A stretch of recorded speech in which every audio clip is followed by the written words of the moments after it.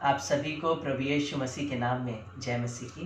Praise the Lord everyone, good morning. और हम विश्वास करते हैं कि आपका ये वीक बहुत अच्छा और बहुत ब्लेसेड गया होगा, क्योंकि निरंतर हम लोग सब मिलकर के आपके लिए प्रार्थनाएं कर रहे हैं और हम ऐसा विश्वास करते हैं कि आप लोग भी निरंतर हमारे लिए प्रार्थनाएं कर रहे हैं। आज के इस JLU के संडे लाइव पेज में हम आपका वेलकम करते हैं और विश्वास करते हैं आज के दिन में भी आप बहुतायत से आशीष को पाएंगे। वचन को सुनिए, आराधना करिए और अपने विश्वास को प्रभु पे लगाइए। आज जो भी प्रेयर रिक्वेस्ट है आप हमको वचन के बाद जब हम प्रेयर सेशन में जाएंगे आप हमें लिखकर बता सकते हैं, हम आपके लिए प्रार्थना करेंगे। तो आइए हम वचन में चलते हैं। उससे पहले हम सब अपने सरों को झुकाएंगे और परमेश्वर से प्रार्थना करेंगे, उसको अपने हृदय में बुलाएंगे। आइए प्रार्थना करें। जीवित प्रभु, आपका धन्यवाद करते हैं पिता परमेश्वर कि आपने हमें ये नया दिन दिखाया। पिता, आज का दिन यहोवा ने बनाया है और हम इसमें आनंदित हैं। मैं इसमें आनंदित हूँ प्रभु, और मैं विश्वास करती हूँ पिता परमेश्वर कि हम में से हर एक पिता परमेश्वर इस आनंद को मना रहा है। प्यारे प्रभु यीशु मसीह, हम इसी आनंद में जो प्रभु हमें आपसे मिलता है पिता बने रहना चाहते हैं। और आज जब हम यहाँ इकट्ठा हुए हैं प्यारे पिता परमेश्वर कि आपके वचन से प्रभु सीखें, सुने पिता परमेश्वर, आपसे यही प्रार्थना करते हैं पिता परमेश्वर। आज का वचन प्रभु हमें से हर एक से बात करे पिता, और जैसे आप आज अभी तक प्रभु जी हमसे बात करते आ रहे हैं प्रभु, आज के दिन में भी प्रभु आपके बड़े काम को हम अपने जिंदगी में इस वचन के माध्यम से महसूस करना चाहते हैं। सारी आशीषों को रिसीव करते हैं प्रभु जो आज आप हमें देने जा रहे हैं पिता। बोलने वाले आपके वक्ता को आपके हाथ में सौंपते हैं पिता परमेश्वर। आज का मैसेज आपकी ओर से हो पिता, एक एक शब्द आपकी ओर से हो प्रभु। हम यहाँ आपकी महिमा आराधना करने के लिए उपस्थित हुए हैं। जो कुछ भी करें पिता आपको भाई प्यारे प्रभु जी, और यही विनती करते हैं कि पिता सुनने वालों के हृदय आज खुल जाए प्रभु, और आज का वचन हर एक की गवाही बन जाए कि आज का वचन मेरे लिए था। पवित्र आत्मा आपका स्वागत करते हैं और इस प्रार्थना को अपने उद्धारकर्ता यीशु मसीह के नाम से मांगते हैं, आमीन। फिर से प्रभु यीशु मसीह में हम आपका स्वागत करते हैं JLU विजन की लाइव सर्विस में। और हम धन्यवाद देते हैं, आप लगातार हमसे जुड़े रहते हैं, लगातार हमें आशीष देते हैं, प्रार्थनाएं करते हैं। और जो लोग बाद में भी सुनते हैं हम उनको भी पहले से इसी वक्त ही ब्लेस करते हैं। आपके लगातार जुड़े रहने के लिए परमेश्वर आप सबको बहुत बरकत दे। आज जो हम आपके बीच में कलाम लेकर आए हैं, आपने जैसे हेडिंग को पढ़ा होगा बिहेवियर, या हम कह सकते हैं जब कई बार हम लोग इसको कहते हैं तुम्हारा नेचर कैसा है, स्वभाव के बारे में चर्चा करते हैं। तो आज हमारा जो टॉपिक है वो ये है कि जब हम मसीह में आ जाते हैं हमारा मन परिवर्तित हो जाता है, हम यीशु मसीह को उद्धारकर्ता करके ग्रहण कर लेते हैं, अपना जीवन उसे अर्पित कर देते हैं। और बहुत से लोग तो ये कहते हैं उसके लिए मरने तक के लिए तैयार हैं। अब चाहे कुछ भी हो जाए हम पीछे नहीं हटेंगे। और शायद हम कई बार ये भी कहते हैं कि कितनी भी परीक्षा आने दो हम सब सहन कर लेंगे। हमने बहुत परीक्षाओं को देखा है, अब परमेश्वर ने मुझे मजबूत बना दिया है। यहाँ तक विश्वास हो गया है कि अब पहाड़ भी टल जाएंगे, यहाँ तक विश्वास हो गया है कि अब हम भविष्यवाणियाँ करेंगे। लेकिन बाइबल कहती है कि तुम्हारे मन के नए हो जाने से तुम्हारा चाल चलन भी बदलता है। हमारा जैसे मन बदला है, हम अपने आप को प्रभु में अर्पित कर चुके हैं, हमने समर्पण कर लिया है, यीशु को उद्धारकर्ता करके ग्रहण कर लिया है, और अब जी जान से हमने उससे प्यार कर लिया है। और अब कोई भी परेशानी, तकलीफ, विपदाएं, परीक्षाएं मुझे नहीं रोक सकती हैं। ठीक उसी के साथ साथ मेरा स्वभाव भी मसीह को प्रदर्शित करना चाहिए। आज एक बहुत से लोगों के बीच में एक फॉल्ट को देख रहा हूँ कि वो परमेश्वर में आ गए हैं, मसीह उन्होंने ग्रहण कर लिया है, लोगों के सामने मसीह का नाम लेने में भी नहीं शर्माते हैं, पर उनके जीवन से मसीह नहीं दिखता है, और उनके व्यक्तिगत स्वभाव में मसीह नहीं होता है, उनके बोलचाल में मसीह नहीं होता है, उनकी प्रीचिंग में मसीह होता है, उनकी प्रोफेसीज में मसीह होता है, उनके दृढ़ता से बोलने में तो मसीह होता है, पर वो व्यक्तिगत तौर पे जब उन्हें कोई नहीं जानता कि वो क्रिश्चियन है तो उनके स्वभाव में मसीहत नहीं दिखती है। इसलिए बाइबल कहती है कि तुम्हारा जैसे मन परिवर्तित हुआ है वैसे तुम्हारा चाल चलन, तुम्हारा स्वभाव भी बदलता चला जाए। इसलिए पौलुस कहता है कि अभी मैं दर्पण में धुंधला दिखता हूँ, पर एक समय आएगा मैं उसमें साफ साफ देखने लगूंगा। इसलिए वो कहता है अंश अंश करके, है ना, थोड़ा थोड़ा करके मैं बदलने के बारे में उसने चर्चा की है। तो आज मैं आपसे बातचीत करना चाहता हूँ कि जब हम मसीह में आ जाए, जब हम यीशु को उद्धारकर्ता ग्रहण कर लें, तो हम अपने स्वभाव को भी बदलें। कहीं ऐसा ना हो कि हम मसीह के लिए जान भी दे दें, दुखों को भी उठा लें, परीक्षाओं को भी सहन कर लें, लेकिन हम बाद में ठोकर का कारण बन के हम प्रभु के राज्य में ना पहुंच पाए। आइए सीधा हम लोग परमेश्वर के कलाम में चलते हैं और हम लोग निकालेंगे जेनेसिस चैप्टर 3 स्टार्टिंग से, और उसका वर्स 12 to 13, उत्पत्ति 3 अध्याय 12 से 13। हमारे संग जुड़े रहिएगा और अपना ध्यान वचन पे लगा के रखिएगा, इधर उधर बिल्कुल ध्यान मत दीजिएगा। हो सकता है आज मैं कुछ समय ज्यादा लूं, लेकिन मुझे विश्वास है आप साथ देंगे और हम मिलके परमेश्वर के वचन में बढ़ेंगे। और आप तुरंत शेयर करिएगा अगर आपको लगता है कि वचन बात करने जा रहा है, तो और लोग भी उससे आशीष पाने पाए। जी। आदम ने कहा, जिस स्त्री को तूने मेरे संग रहने को दिया है, हाँ, उसी ने उस वृक्ष का फल मुझे दिया और मैंने खाया। तब यहोवा परमेश्वर ने स्त्री से कहा, हाँ, तूने यह क्या किया है? स्त्री ने कहा, सर्प ने मुझे बहका दिया, तब मैंने खाया। अब यहाँ पर आप देखिए बहुत ध्यान से, आदम और हवा को जैसे बाइबल कहती है परमेश्वर ने अपने स्वरूप में रचा, अपनी समानता में रचा। स्त्री और पुरुष या नर और नारी करके बनाया, लेकिन किसके स्वरूप में? अपनी इमेज में, अपनी समानता में, अपने रूप में, अपने हाथों से। पूरी सृष्टि को आज आप देख रहे हैं, इसे परमेश्वर हाथों से नहीं बनाया, पर उसने मनुष्य से इतना प्यार किया कि उसने अपने हाथों से बनाया और श्वास अपनी हम में डाल दी। आज अगर हम जी रहे हैं, हम श्वास ले रहे हैं, तो मैं आपको बताना चाहता हूँ, बहुत से लोग कहते हैं कि मैंने परमेश्वर को नहीं देखा। मैं आज आपको बताना चाहता हूँ, आप हर एक श्वास में उसे महसूस कर सकते हैं, क्योंकि बिना आप श्वास के मैं और आप जिंदा नहीं रह सकते। और वो श्वास परमेश्वर के लिए की है। इससे हम विश्वास करते हैं कि परमेश्वर है, वो जीवित है, वो मुझ में है और मेरी श्वासों में वो रहता है। और मेरी श्वास इस बात की गवाही है कि मैं मसीह के स्वरूप में और उसकी श्वास से चल रहा हूँ। और इतना प्यार परमेश्वर ने किया कि उसे अदन की वाटिका में रखा। ये अदन की वाटिका जानते क्या है? ये अदन की वाटिका में पहले शैतान रहा करता था। वो परमेश्वर के संग रहता था अदन में।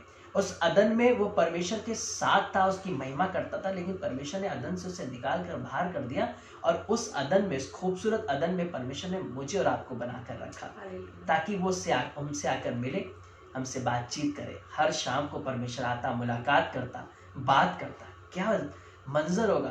पहली फर्स्ट कह सकते हैं कि पहला आदम, मतलब पहला मनुष्य जो इस पृथ्वी पर आया, परमेश्वर ने उसे अपने हाथों से बनाया, नथनों में श्वास फूंका और उससे आमने सामने बात की।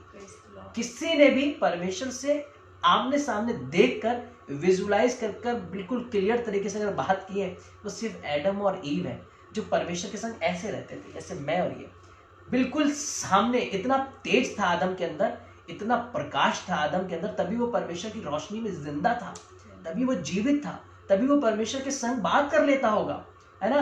तभी तो परमेश्वर ने मूसा से भी कहा, तू मेरा दर्शन नहीं कर सकता, मर जाएगा, इसलिए मैं जब निकलूंगा तो दरारों में से मेरी पीठ की रोशनी का तो दर्शन करने पाएगा। वो भी सामने सामने बात नहीं कर पाया, और सिर्फ परमेश्वर से बात करने में उसका चेहरा लाल पड़ जाता था, सुर्ख पड़ जाता था। जब परमेश्वर की उपस्थिति चेहरे को लाल कर देती है, तो उसकी प्रेजेंस क्या कर देगी? जिंदा नहीं रह सकते। लेकिन आदम इतना ब्लेस्ड था, ईव इतने ब्लेस्ड थे कि वो परमेश्वर के संग ऐसे, मैं और नेहा जैसे साथ में बैठे बिल्कुल ऐसे बातचीत करते थे। लेकिन हुआ क्या कि उनको पहले आकर्षण ने, उनके स्वभाव में आकर्षण आया, दूसरा दोष लगाना आया। परमेश्वर के साथ रहने के बावजूद भी शैतानियत अंदर आ गई। परमेश्वर साथ में, फिर भी आवाज शैतान की सुन रहा है। वो कह रहा है ये फल बहुत सुंदर है, तुम इसे खा लो। परमेश्वर नहीं चाहता कि तुम उसके तुल्य हो जाओ। देखिए, परमेश्वर के साथ होने के बावजूद भी स्वभाव शैतान की बात सुनते ही बदल दिया। जो रोज परमेश्वर की बात सुनते थे, उन्होंने परमेश्वर की बात सुनने के बाद भी, सारी सच्चाई जानने के बावजूद भी हमें इन पेड़ों के फल को नहीं खाना है, एक शैतान की आवाज ने उनकी सारी ही मसीह जीवन को बदल दिया और उन्होंने अपने स्वभाव को बदल दिया, आकर्षण में गिरे और ठीक उसके बाद दोष लगाने लगे। और आगे आपने देखा कि आदम ने हवा पर, हवा ने सर पर लगाया और परमेश्वर ने उनको अदन की वाटिका से बाहर निकाल के रख दिया।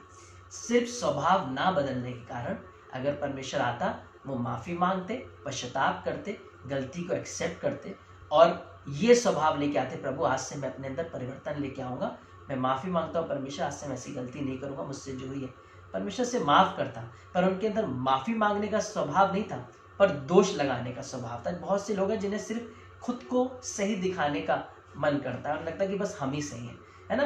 कई बार हमें लगता है कि कोई दूसरा सही हो ही नहीं सकता, इसलिए हम सारे तर्क वितर्क दे लेते हैं। और वो तर्क वितर्क इसलिए हम देते हैं ताकि ये बात साबित हो सके कि हम ठीक हैं, और जिस वजह से गलतियों को भी हम ढांपने लग जाते हैं और ये हमारा स्वभाव बन जाता है।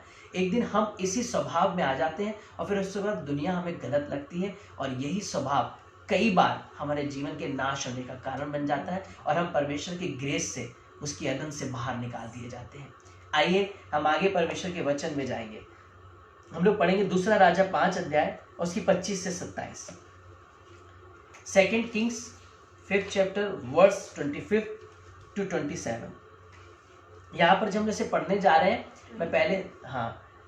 मैं इसको पढ़ने से पहले मैं बताऊंगा कि एलिया के संग एलीशा रहता था, उसके ऊपर दूना अभिषेक आया।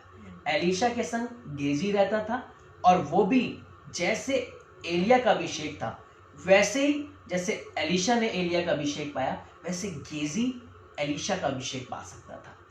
और आप जानते हैं नामान कोढ़ी आया, एलीशा ने उससे कहा 7 बार डुबकी लगा तो चंगा हो जाएगा, और डुबकी लगाया, वापस आया, और बहुत सा धन सोना जेवरात लेकर आया एलीशा के पास। एलीशा ने मना कर दिया, और जब एलीशा ने मना कर दिया, जब नामान अपने लोगों के संग वापस लौटने लगा, गेजी के मन में लालच आ गया कि एलीशा ने कैसे इतना बड़ा काम इसने किया है और इतना लोग पैसा दे रहे हैं तो ले लो ना, है ना।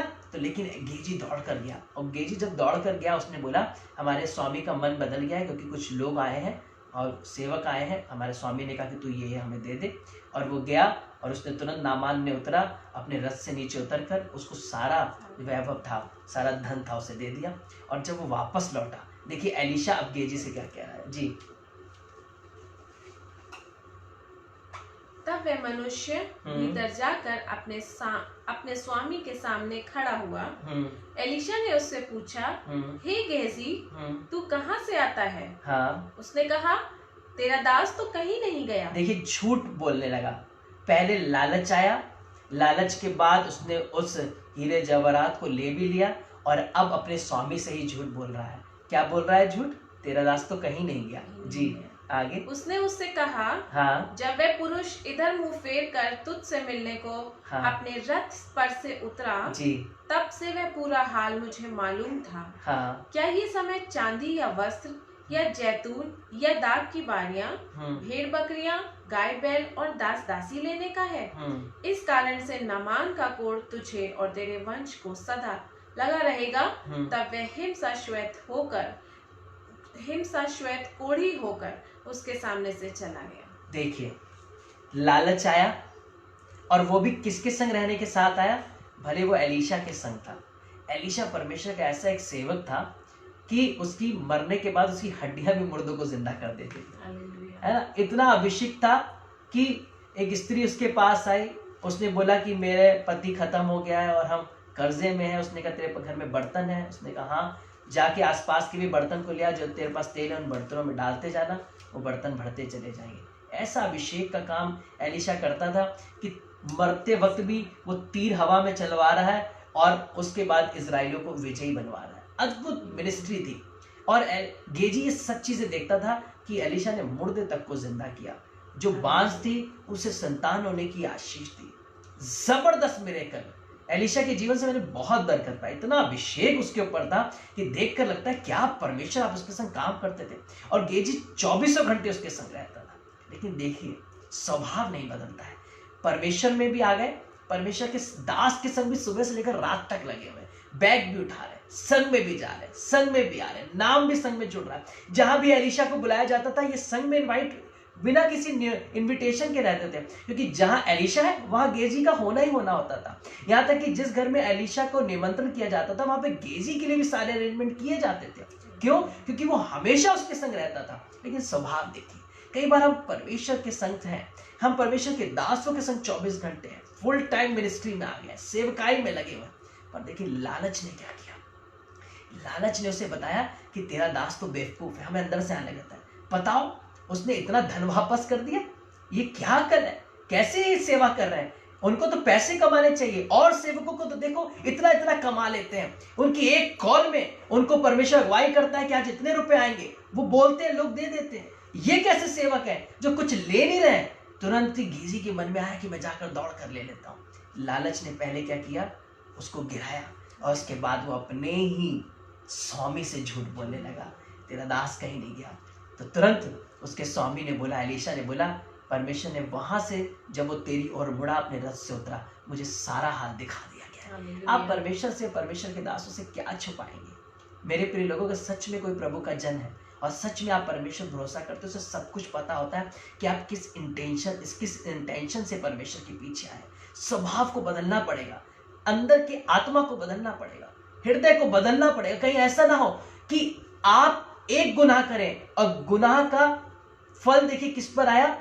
एलीशा ने बोला, जब गेजी पर नहीं पर तेरी जनरेशन पर आएगा, तेरे आने वाले वंशज पर आएगा। उसी समय जो कोड़ नामान का था, एक लालच और झूठ के कारण सीधा गेजी के ऊपर आ गया। कई बार हम अपने ऊपर कोड़ ले आ रहे हैं, कई बार हम अपने ऊपर कर्सेस ले आ रहे हैं, कई बार हम अपने ऊपर श्राप ले आ रहे हैं, और वो हमारी पीढ़ियों तक जा रहे हैं। और हम बने हुए परमेश्वर में हैं, हम परमेश्वर के सेवकों के संग हैं, और बोल रहे हैं क्या हो रहा है मेरे संग प्रभु? मैं तो लगातार प्रार्थना और इबादत में हूँ, मैं तो संगति में रहता हूँ, मैं दास के संग लगा रहता हूँ प्रभु, तेरे कामों को करता हूँ। पर हम ये भूल जाते हैं कि छोटे छोटे पापों में हम अपने आप को पाक साफ सोचते हैं। हम सोचते हैं बिल्कुल सही है, पर वो स्वभाव लालच का, वो स्वभाव झूठ बोलने का मेरे वंशजों को, मेरी जनरेशन को कर्ज कर रहा है, मेरे जीवन को तो कोड़ी कर रहा है, और मेरी जनरेशन को भी बिना गुनाह किए, बिना पाप की मेरी पीढ़ियों को कोड़ी कर रहा है। आज चेंज करिए। कहीं ऐसा ना हो हम परमेश्वर के साथ हैं, हम परमेश्वर के लोगों के साथ हैं, हम सेवकाई में हैं, और हम पर अभिषेक आने वाला है, एनॉइंटिंग आने वाली है, हम उसे रोक दें। और हम अभिषेक जनरेशन के लिए ले सकते थे, एनॉइंटिंग अपनी जनरेशन के लिए ले सकते थे, मिरेकल्स, हीलिंग और परमेश्वर के प्रकाश को अपनी जनरेशन के लिए ले सकते थे, पर हमने लिया क्या अपनी जनरेशन के लिए? कर्सेस को। हमने लिया क्या अपनी जनरेशन के लिए? लालच को। हमने लिया क्या अपनी जनरेशन के लिए? झूठ को। और हमने परमेश्वर से भी झूठ बोला, परमेश्वर के दास से भी झूठ बोला, और जिसका फल आप देख रहे हैं, गेजी साथ में रहने के बावजूद भी कोड़ी हो गया और जनरेशन तक कर्सेस आ गए। स्वभाव को बदलना बहुत जरूरी है। मैं बाइबल के कैरेक्टर से आपको बताना चाहता हूँ कि कैसे लोगों ने स्वभाव ना बदलने के कारण कितनी हानि उठाई, जबकि वो कितने अनॉइंटेड थे, कितने ब्लेस्ड थे। आइए हम जल्दी जल्दी परमेश्वर के वचन में आगे बढ़ेंगे। दूसरा शमूएल 12 अध्याय 9 आयत से 11 आयत तक और 14वीं आयत। Second Samuel 12 chapter verse 9 to 11 and 14 verse. तूने यहोवा की आज्ञा तुच्छ जानकर क्यों वो काम किया जो उसकी दृष्टि में बुरा है? जी। हित्ती उरिय्याह को तूने तलवार से घात किया, हाँ। और उसकी पत्नी को अपनी कर लिया, और उरिय्याह को अम्मोनियों की तलवार से मरवा डाला। इसलिए अब तलवार तेरे घर से कभी दूर न होगी, क्योंकि तूने मुझे तुच्छ जानकर हित्ती उरिय्याह की पत्नी को अपनी पत्नी कर लिया है। यहोवा यूं कहता है, सुन, मैं तेरे घर में से विपत्ति उठाकर तुझ पर डालूंगा, और तेरी पत्नियों को तेरे सामने लेकर दूसरों को दूंगा, और वे दिन दोपहरी में तेरी पत्नियों से कुकर्म करेंगे।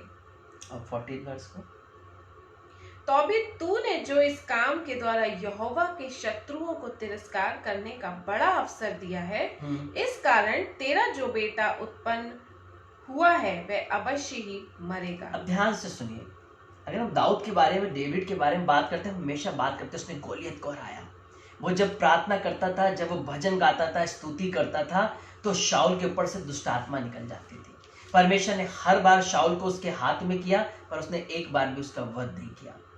मैं आपको बताना चाहता हूँ मेरे प्रिय लोगों, यही दाऊद जब राजा बन गया, यही दाऊद जब परमेश्वर ने उसको राजा का अधिकार दे दिया, यही दाऊद जब उसको सारा राज वैभव मिल गया, एक दिन अपनी छत पर चढ़ा, अपने उसको सैनिक की पत्नी दिखाई पड़ी, और उसके ऊपर व्यभिचार का आत्मा आ गया, और उसने उसको बुलाया, उसके संग व्यभिचार किया, और उसके पति हित्ती उरिय्याह को तलवारों से मरवा दिया। माय डियर फ्रेंड्स, ठीक उसी समय परमेश्वर का भविष्यवक्ता उसके पास आया और उससे बोला कि परमेश्वर तुझसे क्रोधित हो गया है। अब जो परमेश्वर ने तुझे स्त्रियां दी, तेरी पत्नी दी, वो अब तेरे सामने मैं निकाल कर लोग उनके संग कुकर्म करेंगे, और तेरा बेटा जो पैदा हुआ है वो मर जाएगा। परमेश्वर ने उसे चुना, अभिषिक्त बनाया, लेकिन स्वभाव शुरू से ही व्यभिचार का। एक नहीं, कई स्त्रियां दाऊद ने रखी, कई रखैलियों को दाऊद ने रखा। यहाँ तक कि जब वो बूढ़ा भी हो गया, जब वो मरने पर था, तो उसके लोगों को लगा कि इसको गर्मी चाहिए और ये बीमार है, तो भी उसके पास एक जवान स्त्री को लेकर आए। सबको पता था कि इसे व्यभिचार का आत्मा है। और मैं आपको बताना चाहता हूँ, इसी व्यभिचार के कारण उसने एक स्त्री को अपना बनाने के कारण अपने ही सैनिक को, अपने ही सेनापति को मरवा डाला। और ये पाप परमेश्वर यहोवा के सामने उठ खड़ा हुआ, और परमेश्वर ने उससे बोला कि परमेश्वर तुझसे रुष्ट हुआ है। और देखिए श्राप का किस पर आया, उसके घराने पर, उसकी स्त्रियों पर और उसके बेटे पर। और मरना किसे पड़ा, उसके बेटे को। आज मैं आपको बताना चाहता हूँ मेरे प्रिय लोगों, कई बार हम परमेश्वर में आ जाते पर हमारा पुराना व्यभिचार का जीवन हमें नहीं छोड़ता। हम चर्च में भी, हम संगति में भी हैं, रात को एक मैसेज आ रहा है, हेलो हाय तुम कैसे हो, थोड़े दिनों के बाद वो message I love you, miss you, hug you, किस यू में बदल जाता है। वो व्यभिचार का जीवन हावी हो जाता है। और हम दिन में वर्शिप करवा रहे हैं, दिन में हम हालेलुया प्रेज द लॉर्ड कर रहे हैं, दिन में हम प्रीचिंग और प्रोफेसिस कर रहे हैं, रात में हम अपने ही चर्च के लोगों के संग व्यभिचार कर रहे हैं। अपने ही मिलने वाले जो हमसे काउंसलिंग लेने आए थे, जो हमसे प्रार्थना करवाने आए थे, हम उनके संग फिजिकल कनेक्शन में आ गए हैं। हम उनके संग अपने आत्मा को भ्रष्ट कर रहे हैं, हम एक्स्ट्रा मैरिटल अफेयर्स में चले जा रहे हैं, और स्वभाव हमारा मसीह का जो होना चाहिए था, हमने उसे बेच दिया। आज बहुत से ऐसे जीवन है, मैं उनको देखता हूँ कि वो परमेश्वर में आए, बहुत जोश और आनंद के संग आए, बहुत खुशी के संग आए, पर धीरे धीरे मैंने देखा उनके जीवन में उनकी गवाहियाँ बदलने लगी। उनके स्वभाव के कारण लोग ठोकर खाने लगे, और वो एक जो अच्छे स्वभाव से आए थे, एक अच्छे चरित्र से, एक अच्छे सोच कर लोगों ने उन्हें अपने घरों में एक्सेप्ट किया था, उन्होंने उस घरों में जाकर उस घरों को बर्बाद किया, उन कलीसियाओं को बर्बाद किया, उन यूथ को बर्बाद किया, उन चर्चेस को बर्बाद किया। क्यों? क्योंकि व्यभिचार का आत्मा उनको खा गया, उनके संग के लोगों को, उनके परिवारों को खा गया। और यहाँ पे देख रहे हैं दाऊद के व्यभिचार के कारण उसकी पत्नियों तक, उसके बच्चों तक कर्ज आ गया। और उसके बाद आप आगे जानते हैं कि उसके बाद जब सुलेमान हुआ, उसके बाद आप देख सकते हैं कि पूरी तरीके से इजराइल कौम बढ़ गई। केवल एक गोत्र यहूदा का बचा, बाकी सारे लोग उससे हटा दिए गए दाऊद के गोत्र से। क्यों? क्योंकि उसके अंदर पाप बढ़ गया, उसके अंदर गुनाह बढ़ गया, उसके अंदर व्यभिचार बढ़ गया, और इस व्यभिचार के कारण पूरी इजराइल कौम पर श्राप आ गया। आज मैं आपको बताना चाहता हूँ, आप सोच रहे कोई बात नहीं, मैं गलती कर रहा हूँ, कोई नहीं देख रहा है। मैं भी आपको बताना चाहता हूँ, मैं भी गलती करता हूँ, मैं भी गुनाह करता हूँ, मैं भी पाप करता हूँ, और मैं अपने उस गुनाहों और पापों को परमेश्वर कहता है मुझे रियलाइज करवा प्रभु, ताकि मैं छोड़ूं। और धीरे धीरे करके परमेश्वर मेरी आंखों के सामने मेरे पाप को, मेरे गुनाहों को लेकर आता है, और मैंने फिर छोड़ने की कोशिश करता हूँ, और धीरे धीरे मैं देखता हूँ परमेश्वर उस गुनाह से मुझे आजाद कर देता है। इसलिए अपने अंदर पापों को मानने की, गलती को मानने की, उसे छोड़ने की आप हमेशा इच्छा को रखिए, और उसके लिए कोशिश करिए। कोशिश नहीं करिए, उसे कर दीजिए, तभी मैं और आप परमेश्वर के राज में बने रह सकते हैं। क्या फायदा राजा दाऊद भी बन जाए और प्रभु यीशु मसीह दाऊद के वंश से भी आ जाए, लेकिन उसके बावजूद भी परमेश्वर के राज में प्रवेश ना कर पाए, और हमारी जनरेशन तक कर्ज आ जाए, हमारे बच्चों तक, हमारी पत्नी तक कर्ज आ जाए, और हमारा घराना तितर बितर हो जाए, हमारे आने वाली जनरेशन को परमेश्वर अलग कर दे और राज हमसे छीन ले। ऐसा कभी मत करिए। इस व्यभिचार की आत्मा से अपने आप को आज आजाद करिए, क्योंकि बाइबल कहती है व्यभिचार एक ऐसा पाप है जो मनुष्य अपने ही विरुद्ध में, अपने ही शरीर के विरुद्ध, अपने ही अंदर करता। सारे गुनाह बाहर किए जाते, पर व्यभिचार अंतरात्मा में किया जाता है। कैसा स्वभाव मसीह में आने के बाद रख रहे हैं, चेक करिए और चेंज करिए। आगे भी हम जल्दी से बढ़ेंगे, और उसके बाद हम लोग और थोड़ी थोड़ी वर्ड्स को पढ़ के खत्म करेंगे। हम लोग निकालेंगे एक्स चैप्टर 5 वर्स 3 to 5। हाँ, प्रेरितों काम 5वां अध्याय 3 से 5 जी। पतरस ने कहा, हाँ, हे हनन्या जी, शैतान ने तेरे मन में यह बात क्यों डाली कि तू पवित्र आत्मा से झूठ बोले, हाँ, और भूमि के दाम में से कुछ रख छोड़े। हाँ, तब जब तक वह तेरे पास रही क्या तेरी ना थी, और जब बिक गई तो क्या तेरे वश में ना थी? तूने यह बात अपने मन में क्यों विचारी? तू मनुष्य से नहीं परंतु तूने परमेश्वर से झूठ बोला है। हाँ। ये बातें सुनते ही हनन्याह गिर पड़ा और प्राण छोड़ दिए। ध्यान से सुनिएगा, एक ऐसा व्यक्ति जो हमेशा प्रभु के चेलों के संग रहा, हमेशा साथ रहा, दोनों पति पत्नी। आज बहुत से लोग हस्बैंड वाइफ लगातार संगति में, परमेश्वर के लोगों के साथ है, करने के लिए इतने आतुर हैं, उनके अंदर इतनी भूख और प्यास है कि वो परमेश्वर के राज के लिए क्या कर दें। वो सोचते हैं, उनके ड्रीम्स हैं कि हम ये कमाएंगे, हम ये देंगे। फिर वो प्रभु के दासों से प्रॉमिस करते हैं, हम ये करेंगे, हम आपके लिए ऐसा करेंगे, हम मिनिस्ट्री के लिए ऐसा करेंगे, हम सेवकाई के लिए ऐसा करेंगे। ये हनन्याह और सफीरा भी ऐसी थे, बहुत अच्छे दिल के थे, मैं इनकी कोई बुराई नहीं कर रहा हूँ, और इनके हृदय में हमेशा परमेश्वर के कामों को करने के लिए बोझ भी था। तभी तो ऐसा हृदय रखा होगा कि इन्होंने अपना धन दौलत जितना भी था, प्रॉपर्टी सब बेच दी। कितना इनके अंदर परमेश्वर के लिए प्रेम होगा, प्रभु के दासों के लिए प्रेम होगा कि इन्होंने प्रॉमिस किया कि हम सब बेच देंगे और सेवा के लिए दे देंगे, और समर्पित खुद भी हम परमेश्वर की सेवा के लिए आ जाएंगे। लेकिन देखिए क्या हुआ कि इन्होंने परमेश्वर के दास से, परमेश्वर के आत्मा से झूठ बोला। हाँ, इन्होंने दिया, जरूर दिया, ऐसा नहीं इन्होंने नहीं दिया, पर इन्होंने झूठ के संग दिया। इन्होंने ये नहीं कहकर दिया कि हमने कुछ बचा लिया है, बाकी हमने दे दिया। इन्होंने कहा हमने सारा दे दिया। तब पतरस को तो परमेश्वर ने बताया दिया। उसने कहा क्या सच में ऐसा ही? उसने कहा हाँ। तो उसने कहा ये क्या है कि तूने परमेश्वर के आत्मा के खिलाफ झूठ बोला है। मेरे प्रियो भाई, बहुत से लोग प्रोमिसेस कर रहे हैं, मैं आपसे कह रहा हूँ मत करिए, सच्चा है। हम परमेश्वर से, परमेश्वर के लोगों से, मिनिस्ट्री से प्रॉमिस कर देते हैं। अभी बीते समय में एक और यूट्यूब पे वीडियो देख रहा था, प्रभु के एक दास का, उन्होंने जब मिनिस्ट्री स्टार्ट की तो बहुत से लोगों ने उनको प्रॉमिस किया, और उन्होंने उस प्रॉमिस के बाद उस सेवकाई को शुरू कर दिया। और उन्होंने बताया कि जिन लोगों ने प्रॉमिस किया था उस सेवकाई में उनका साथ देने के लिए, उसमें से एक भी खड़ा नहीं हुआ, सब बैक हो गए। लेकिन परमेश्वर ने और लोगों को खड़ा कर दिया, उनकी सेवकाई चल रही है। देखिए, परमेश्वर के दासों का जो आत्मा में और परमेश्वर के दर्शन के संग चल रहे हैं, उनके संग प्रॉमिस करने वाले लोग हट सकते हैं, पर प्रॉमिस का वाचा का परमेश्वर उनके पास से नहीं हट सकता। इसलिए उनकी सेवकाई नहीं रुकेगी। आप हट जाइए, कुछ फर्क नहीं पड़ेगा, लेकिन इससे श्राप हम अपने ऊपर ले आएंगे। इसलिए अगर आप प्रॉमिस कर रहे हैं परमेश्वर से, परमेश्वर के लोगों से कुछ करने के लिए, तो ये आप अपने लिए कर रहे हैं। इसकी ब्लेसिंग आप पाएंगे, इसका अनुग्रह आप अपने फाइनेंस पर, अपने बिजनेस पर, अपनी जॉब पर, अपने बच्चों पर और अपनी जनरेशन पर देखने पाएंगे। और हम कई बार क्या करते हैं, प्रॉमिस बहुत करते हैं, बातों को हम कह तो देते हैं, पर अनजाने में हम झूठे साबित हो जाते हैं। और होता क्या है कि हम परमेश्वर के भी विरुद्ध हो जाते हैं, परमेश्वर के आत्मा के भी विरुद्ध हो जाते हैं, पवित्र आत्मा के विरुद्ध हो जाते हैं, पुत्र के विरुद्ध हो जाते हैं, और परमेश्वर के दासों के विरुद्ध हो जाते हैं। और उसी समय हनन्याह का प्राण छूट गया, और उसकी पत्नी भी आई, उसने भी सेम बात करी। तब परमेश्वर के दास ने दोबारा बोला, ये क्या कि तुम दोनों ने एका कर रखा है। किसी एक ने दूसरे को सही नहीं किया। अगर वो एक गलती करता, दूसरा सिखा देता, तो शायद दोनों गुनाहगार ना ठहरते और शायद बच जाते। पर एक ने गलती की, दूसरे ने साथ दिया, और दोनों ही गुनाहगार ठहरे। उसके बाद सफीरा की भी डेड बॉडी वहीं पर उठा के ले जाई गई। क्यों? क्योंकि परमेश्वर में थे, संगति में थे, प्रॉमिसेस थे, करने की इच्छा थी, पर अंदर झूठ था, पर अंदर इच्छा नहीं थी, पर अंदर व्यभिचार भरा हुआ था। ये भी व्यभिचार है, परमेश्वर के विरुद्ध पाप करना भी व्यभिचार कहलाता है। और जिस कारण क्या हुआ कि दोनों को अपनी जान से हाथ धोना बैठा, और छोटा सा स्वभाव झूठ बोलने का, झूठे प्रॉमिसेस करने का, लोगों को धोखा देने का, परमेश्वर के आत्मा के खिलाफ जाने का, हमें पता ही नहीं चलता। हम इस जीवन में होते हैं और हम परमेश्वर के संग गुनाह कर जाते हैं। आइए हम आगे बढ़ेंगे, हम और चीजों को जानेंगे। जॉन चैप्टर 20 वर्स 24 to 25, यूहन्ना 20 24 से 25। परंतु 12 में से एक, हाँ, अर्थात थोमा, हाँ, जो दिदमुस कहलाता है, हाँ, जब यीशु आया तो उनके साथ न था। तब अन्य चेले उससे कहने लगे, हाँ, हमने प्रभु को देखा है। हाँ, तब उसने उससे कहा, जब तक मैं उसके हाथों में कीलों के छेद ना देख लूं और कीलों के छेद में अपनी उंगली ना डाल लूं और उसके पंजर में अपना हाथ ना डालूं, तब तक मैं विश्वास नहीं करूंगा। ध्यान से सुनिएगा। थोमा जो यीशु मसीह के साथ रहा है, 12 चेलों में से एक है।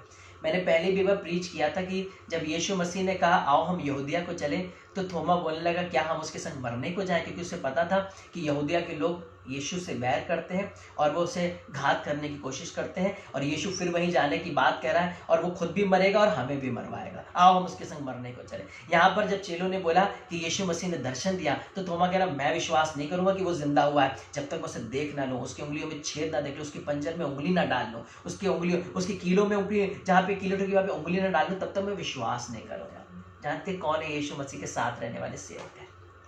जो यीशु मसीह में है पर विश्वास बिल्कुल नहीं है। अरे ऐसा नहीं हो सकता, मैं नहीं विश्वास करता, अरे ट्यूमर चला जाएगा, कैंसर, एड्स, नहीं भैया मैं विश्वास नहीं कर सकता, नहीं ऐसा नहीं हो सकता। क्यों? क्योंकि उनको यीशु मसीह पे पीछे तो चलना है, संग में तो रहना है, पर विश्वास बिल्कुल नहीं करना है। हुआ क्या, जब यीशु मसीह दोबारा प्रकट हुआ, सीधा थोमा के पास गया और कहा कि तू मेरी पसली में, मेरे पंजर में हाथ डाल, तो मेरी उंगलियों के छेद को दे। मेरे प्रिय मित्रों, तब उसने विश्वास किया। यीशु मसीह ने कहा तूने तो देख कर विश्वास किया, पर धन्य है वो लोग जो बिना देखे विश्वास करेंगे। आज हमने बिना देखे यीशु मसीह पर विश्वास किया, लेकिन प्रभु ने हमें धन्य कहा, अपने उस दास थोमा को नहीं कहा। उसका फल देखिए कौन भुगत रहा है, पूरा भारतवर्ष भुगत रहा है। थोमा किस देश में आया, इंडिया में आया। और आज आप इंडिया की कंडीशन देख लीजिए, ऑल ओवर वर्ल्ड में पूरे पूरे देश बदल गए, पूरे पूरे कंट्रीज के संग संग उनके पूरे पूरे क्षेत्र बदल गए, पूरे यूरोपियन कंट्रीज बदल गए। आज आप देखिए कि पूरे पूरे एशिया जैसी जगहों पे लोग सुसमाचार प्रचार हो रहा है, लेकिन थोमा इंडिया आया और आज तक इंडिया नहीं बचा। आज तक इंडिया के विश्वासियों में सिर्फ शक और संदेह रहता है। वो प्रभु के पीछे तो चलते हैं, पर हमेशा उनका डामाडोल वाला जीवन रहता है। प्रभु के पीछे प्राण देने का भी मन है, पर हमेशा वो गिरते उठते रहते हैं। उनके अंदर एक ऐसा जोश नहीं आता कि वो कुछ भी कर गुजरेंगे। क्यों? क्योंकि थोमा ने वो श्राप लेकर आ गया हमारे देश में। सुसमाचार प्रचार तो किया, पर उसके जैसा स्वभाव आज विश्वासियों में पाया जाता है। और मैं देखता हूँ बहुत से विश्वासी यीशु मसीह में होने के बावजूद भी शक और संदेह से हमेशा घिरे रहते हैं, हमेशा डरते और घबराते रहते हैं। होगा कि नहीं होगा, हमारे परिवार में ऐसा होगा कि नहीं होगा, हमारे फाइनेंस में ऐसा होगा कि नहीं होगा, हमारे बच्चों के संग अच्छा भविष्य बनेगा नहीं बनेगा, हमारे पति के संग होगा नहीं होगा, हमारे संबंध बनेंगे नहीं बनेंगे। उनके संग हमेशा यस नो की जिंदगी रहती है, और वो पूरी जिंदगी से यस नो में काट कर प्रभु यीशु मसीह पर कभी विश्वास नहीं कर पाते हैं। और विश्वासी होने के बावजूद भी उनके स्वभाव में जो विश्वास है वो अंतिम सांस तक उनके संग चलता रहता है। ऐसा क्या फायदा है कि 12 चेलों में गिने भी जाएं, विश्वासी भी बने, सेवकाई भी करें, और शक संदेह में जिंदगी काट दें, और मसीह को खुद उतर कर आकर कहना पड़े, ले भी तू मुझे पहचान ले और देख ले, मेरे पंजर में उंगली डाल ले, अब तो विश्वास कर ले। आज बहुत से लोग ऐसे हैं कि परमेश्वर में आ गए, पर स्वभाव हमेशा शक संदेह का है, हमेशा अविश्वास का है, हमेशा दोष लगाने का और कमियां निकालने का है, और हमेशा दूसरे सेवकों से कहना तुम खुद भी मर रहे हो और हमें भी मरवाओगे, तुम पागल हो गए, ऐसे नहीं करनी चाहिए सेवकाई, ऐसे नहीं करनी चाहिए सेवकाई। आप उनको और उनको दोष लगाने लग जाते हैं, पर हमें नहीं पता वो किस आत्मा से हैं, वो जिस अभिषेक में। हो सकता है वो पहाड़ों को गिरा देंगे, हो सकता है वो बड़े बड़े देशों को जीत लेंगे, हो सकता है वो जिस नगर में जिस गाँव में जाए वो स्थान बदल जाए, लेकिन हम दोष लगाकर उन्हें रोकने की कोशिश करते हैं, क्योंकि हमें खुद विश्वास नहीं है। आगे हम परमेश्वर के वचन में सीधा, मैं बिना पढ़वाए जाऊंगा, मैं जल्दी जल्दी बताऊंगा। इसके बाद हम लोग पढ़ेंगे अगर जॉन चैप्टर उसके 13 वर्स 36 से 38 तक और 20 वर्स तक 21 वर्स तक, उसमें अगर आप लोग पढ़ेंगे तो आपको पता चलेगा पतरस के बारे में। यीशु मसीह जब कहने लगा कि मैं मरने को जाता हूँ, उसने कहा प्रभु मैं तेरे संग मरने को जाऊंगा। वो बड़ा उतावली वाला था, हमेशा मैं तेरे लिए प्राण दे दूंगा, मैं तेरे लिए ऐसा कर दूंगा, मैं वैसा कर दूंगा, हमेशा जल्दबाजी में। यीशु मसीह ने कहा पतरस तुम मुर्गे के बांग देने से पहले 3 बार मेरा इनकार करेगा। हुआ क्या? 1 बार नहीं, 2 बार नहीं, 3 बार पतरस ने इनकार किया। और जबकि ये पतरस हमेशा यीशु मसीह के पीछे चलता, उतावली से बोलता और जल्दबाजी में सबसे पहले आगे खड़ा हो जाता। जब आगे की हम पढ़ेंगे, जब यीशु मसीह मुर्दों में से जी उठा और पतरस से बात करने का, तुम मुझसे प्यार करता है तो मेरे भेड़ों को चला, तू मुझसे प्यार करता है उनकी रखवाली को कर। और पतरस जानते क्या कर रहा है? यूहन्ना जब पीछे से आ रहा है और ये पतरस यीशु मसीह से कह रहा है ये जो यूहन्ना आ रहा है उसके बारे में इसके संग क्या होगा। देखिए आज हमें अपनी जिंदगी से कोई मतलब नहीं है। यीशु मसीह ने कहा अगर मैं चाहूँ तो मेरे आने तक भी जिंदा रहेगा, तुझे उससे क्या। मैं आज आपको बताना चाहता हूँ बहुत से ऐसे लोग हैं जिनको अपने जीवन से मतलब ही नहीं है। उनको सिर्फ मतलब है कि दूसरों के लिए क्या भविष्यवाणी हुई, उसके लिए परमेश्वर ने क्या कहा। उन्हें अपने जीवन से कोई लेना देना नहीं, उन्हें हमेशा दूसरों पे निगाह लगानी है। उन्हें हमेशा लगता है उसको परमेश्वर ने क्या दे दिया, उसको परमेश्वर क्या चाहता है, उसके लिए क्या योजना है। उसे हमेशा दूसरों के लोगों के ऊपर, उनकी भविष्यवाणी के ऊपर, उनके जीवन के ऊपर, उनकी योजनाओं के ऊपर निगाह रहती है। परमेश्वर ने उनको क्या बताया, उनके बारे में क्या बताया, उन्हें बहुत क्यूरियोसिटी रहती है। यीशु मसीह ने कहा तुझे छोड़ दे, तुझे उससे क्या लेना देना, वो तो मेरे आने तक जिंदा रहे, तुझे क्या लेना, तो अपनी चिंता कर। मेरे भी लोग आज हमें अपनी चिंता करनी है, अपना न्याय देना है, दूसरों को छोड़ दीजिए, उनको अपनी जिंदगी जीने दीजिए। परमेश्वर किसी को बिली ग्राहम बेनिन बनाना चाहता है, रेनार्ड मॉन्के और जॉयस मेयर और जॉयस्टिन बनाना चाहता है। परमेश्वर की जिससे जो योजना उसे बनाने दीजिए, उससे जलिए मत, उससे गुस्से मत होइए, इरिटेट मत होइए और अपना आत्मिक जीवन मत खोइए। और पतरस का जीवन क्या था? उतावली वाला। हम भी कई बार उतावली में, हम ऐसा कर देंगे, वैसा, अरे हम आपके संग खड़े हुए हैं, अरे आप जो बताएं हम कर देंगे। और हम कई बार उतावली में सब चीजों को करने के लिए तैयार रहते हैं, लेकिन बाद में हम ही इनकार कर रहे होते हैं, हम ही बुराई कर रहे होते हैं, हम ही पीठ पीछे कह रहे होते बताओ ऐसे सेवक हैं, बताओ ऐसे विश्वासी हैं। क्यों? क्योंकि हमें कमियां निकालने वाला जीवन है और हम उतावली में विश्वास दिखाने के लिए सबसे आगे आ जाते हैं। पतरस के अंदर यही कमी थी कि वो कोई बात धीरज से नहीं करता था, धैर्य के संग नहीं चलता था। जैसे यूहन्ना था, वो बहुत धीमा था, बहुत शांत था और यीशु मसीह के सीने से लगा रहता था और हमेशा वो गुप्त की बातें यीशु मसीह उसी से ही करता था, क्योंकि वो कभी उतावली में चिल्लाता और पुकारता नहीं था। आज मैं आपसे बताना चाहता हूँ, उतावली के जीवन से अच्छा है आप शांति के जीवन में आए और परमेश्वर में जो कमिटमेंट करें वो करें। उतावली में दूसरों की चिंता मत करिए कि किसके संग क्या होगा, कौन क्या बनने वाला है, किसके लिए संग प्रभु की क्या योजना है। अपनी योजना पर ध्यान दीजिए और ये स्वभाव आप हो सकता है कि आप ही यीशु मसीह के इनकार करने वालों में गिने जाए। अपने आप को बचा लीजिए, अपने आप को परमेश्वर के हाथों में सौंपिए और स्वभाव से बाहर निकाल लीजिए। और मैं बस जल्दी खत्म करने पे हूँ। उसके बाद अगर हम लोग पढ़ेंगे सिमशोन के बारे में, उस पर परमेश्वर का अभिषेक उतरा था, खुदा का नाजिर था और दलीला नामक स्त्री पे जाके उसका दिल आ गया। उससे पहले पलिश्ती स्त्री पर आया जो उसकी कौम की भी नहीं थी, वहां पर भी उसने वह विचार किया। उसके बाद एक दलीला स्त्री पर आ गया और उसके बाद उस स्त्री ने उसका सारा भेद जान लिया और उसका सारी अनॉइंटिंग चली गई। आज कई बार हम व्यभिचार में अपनी सारी अनॉइंटिंग खो दे रहे हैं। उसने दलीला के पास जाके उसके जांघों पर सर रख के अपना सारा अभिषेक खो दिया। आज बहुत से अभिषिक्त हैं, अनॉइंटिंग है, पर वो व्यभिचार के पाप में गिर गिर के उन्होंने अपनी अनॉइंटिंग खो दी है, उन्होंने अपना अभिषेक खो दिया है। और वो परमेश्वर में होने के बावजूद भी लोगों के सामने तो है परमेश्वर में, पर वो है नहीं, उनके ऊपर कोई अनॉइंटिंग नहीं है और उनका जीवन पूरा ठनठनाता हुआ पीतल और झंझनाती हुई झांझ हो गया है। आगे हम लोग पढ़ेंगे अगर बाइबल में 2 कुरिन्थियों 5:17, उसमें इस प्रकार से लिखा है, अब जो मसीह में है वो नई सृष्टि है, पुरानी बातें बीत गई, देखो सब नया हो गया।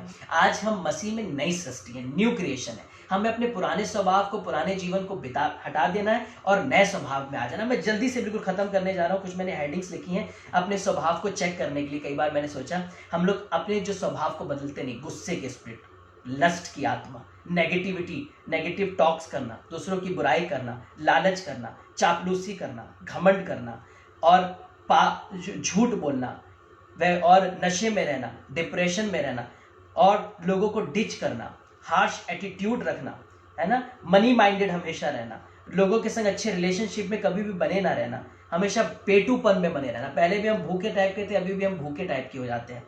और क्या नाम है, डिसरिस्पेक्ट करना, बोलने में समझ में नहीं आ रहा क्या बोलना है, जो भी कोई आ रहा है हम कुछ भी बोलते रहे और हम परमेश्वर का नाम यहोवा यहोवा करके बोलते हैं और हम अपनी इच्छाओं को प्रकट करके हमें यही नहीं पता हम क्या बोल रहे हैं और सामने वाले से कैसे शब्दों का इस्तेमाल कर रहे हैं। और हमेशा दूसरों से एडवांटेज लेना और अपनी बड़ाई करवाना, चुगली करना, दूसरों से जलन रखना, हमेशा दूसरों की बातचीत करना, कभी यीशु की बातचीत ना करना, पास्ट के लिए रोते रहना, बातों को हमेशा घुमाना, कभी गलती को ना मानना, कभी भी सिंसियरिटी में जीवन नहीं जीना, जात पात करना और हमेशा दूसरों से कर्जा लेना। ऐसी बहुत सी दुष्ट आत्माएं जो हमारे ऊपर स्वभाव के द्वारा काम कर रही है।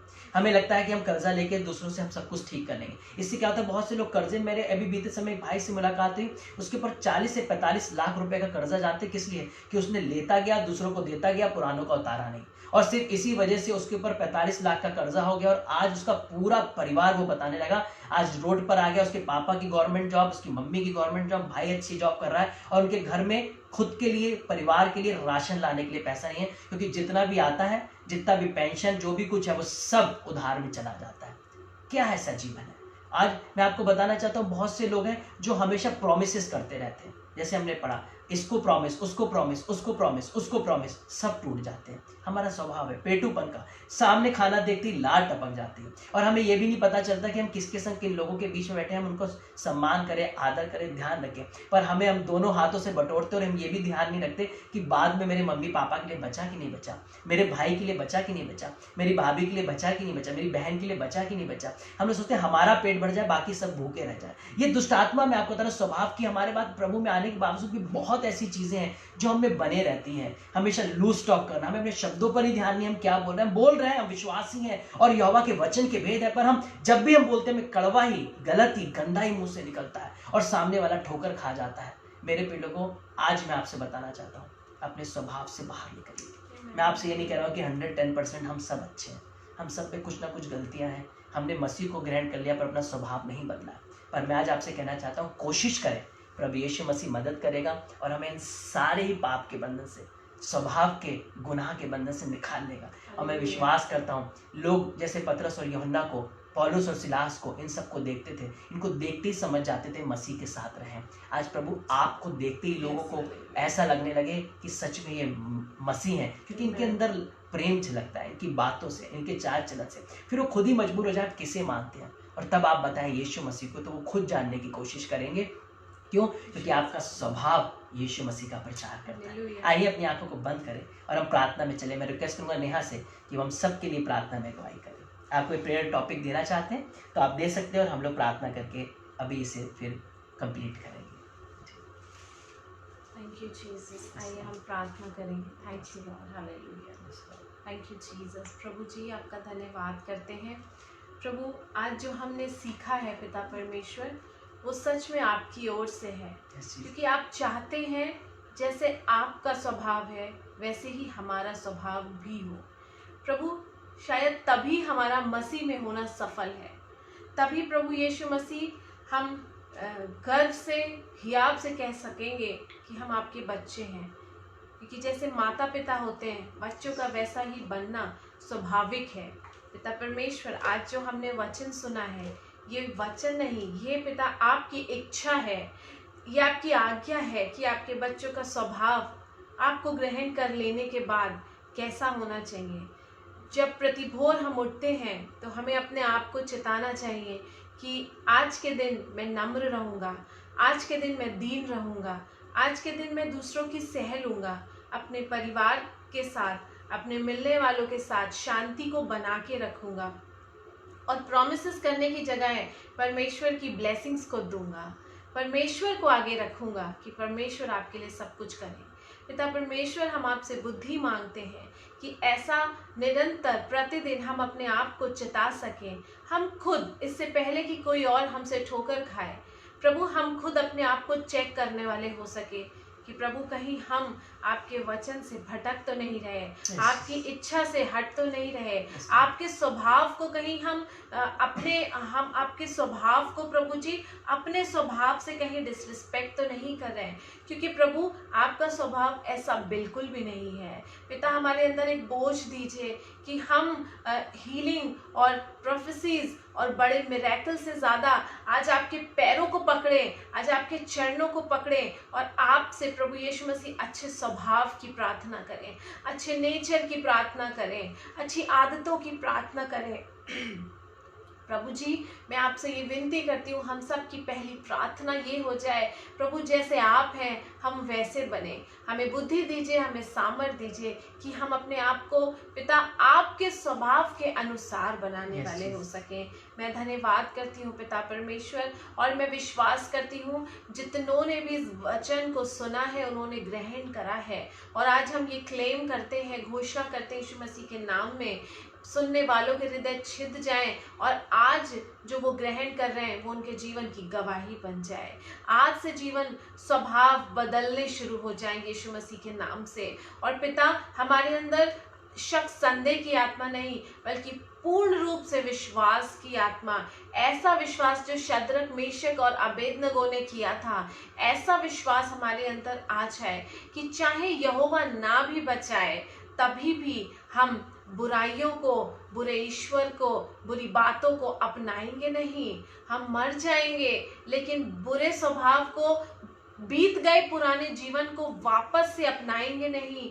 चाहे हमें यहोवा ना भी प्रॉस्पर करे, चाहे आज वो हमारी बीमारियों को ना भी दूर करे, चाहे आज वो हमें हमारे बिजनेस को ना भी ब्लेस करे, चाहे वो मेरे परिवार को ना भी बचाए, तब भी मैं यहोवा से प्यार करना और उसके पीछे चलना नहीं छोड़ूंगी, उसको अपनाना नहीं छोड़ूंगी, उसके स्वभाव को नहीं छोड़ूंगी, क्योंकि आज जो मैं ये फैसला लूंगी इसका प्रतिफल मैं स्वर्ग में पाऊंगी।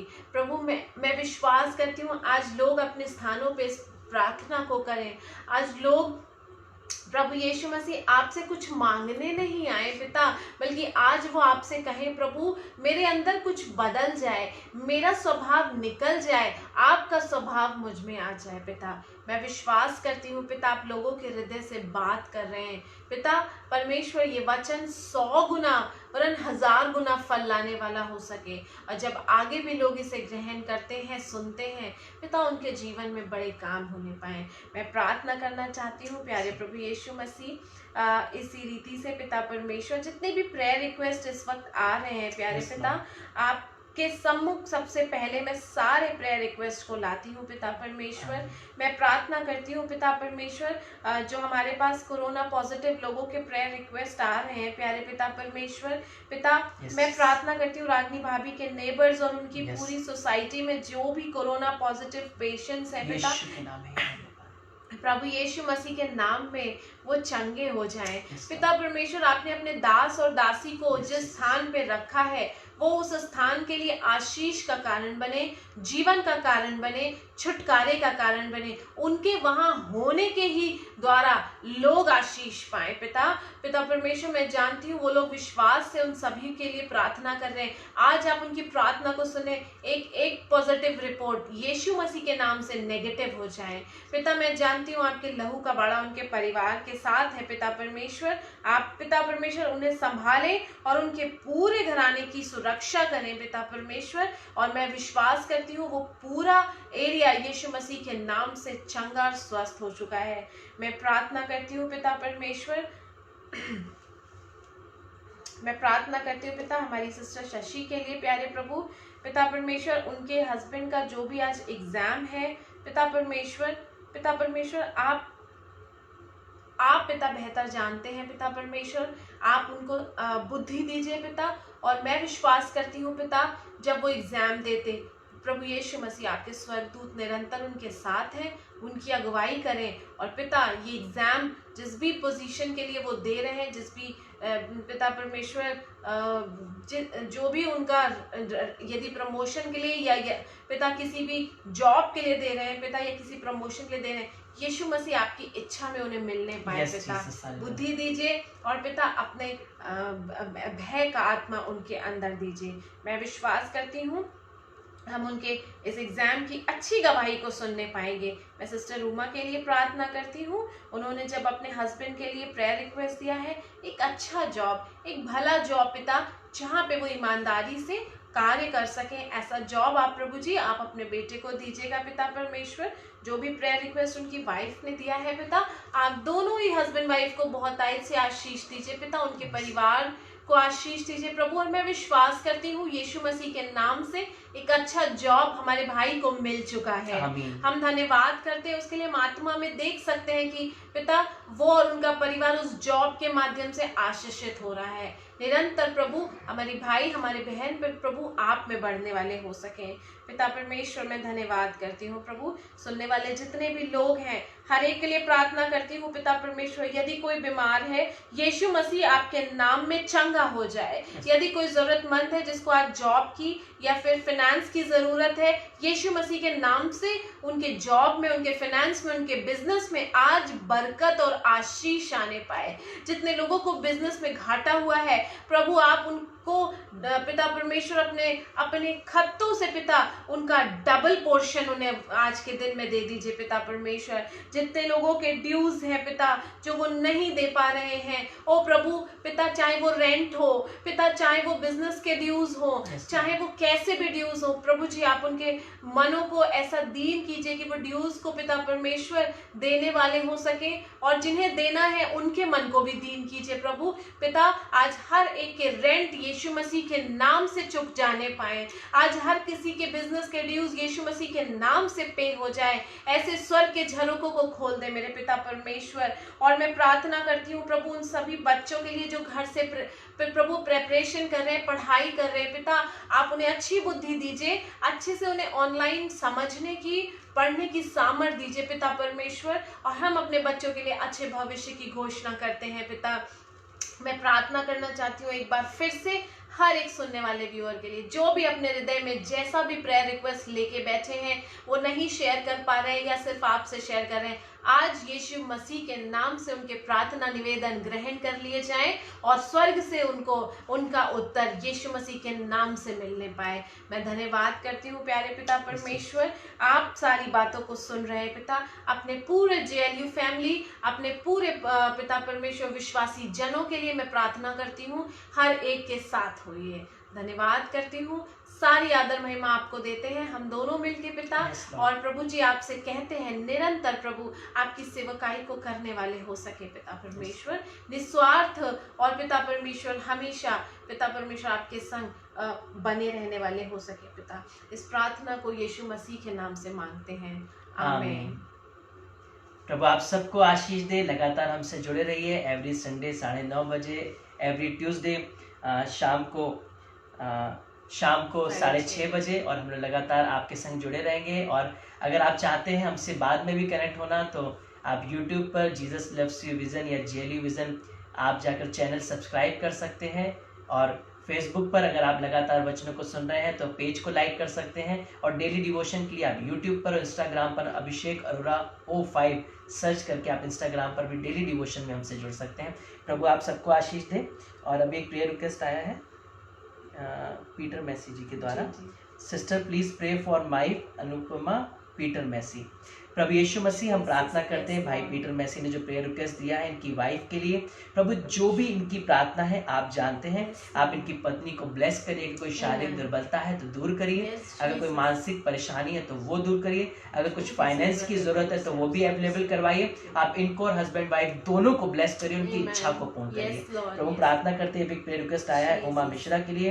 प्रभु यीशु मसीह इन्होंने आपकी ब्लेसिंग को रिसीव किया है। सुनीता जॉर्ज ने